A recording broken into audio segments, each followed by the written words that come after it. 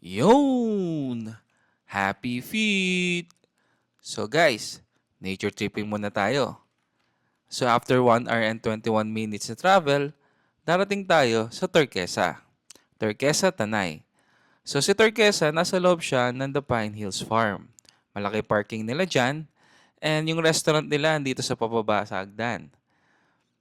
So pagpasok namin sa restaurant, chinek na namin yung menu.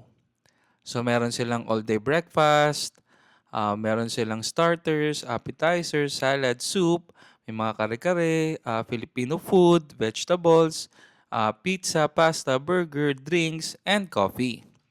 And also guys, yung vibe nila rito para ka nasa Tagaytay. Malamig ang simoy ng hangin. So syempre, malamig na drinks din para sa akin.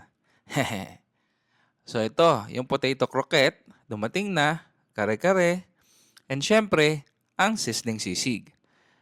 And meron pang palabok on the side yan. Ito na nga pala yung bill namin. And yung restaurant niya, Instagrammable. Malinis ang mga facilities. Yan, pauwi na tayo.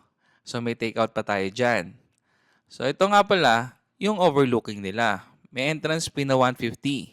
Sulit, ganda ng view. So guys, pauwi na tayo. Please follow, like, and share. Happy feet! Thank you for watching.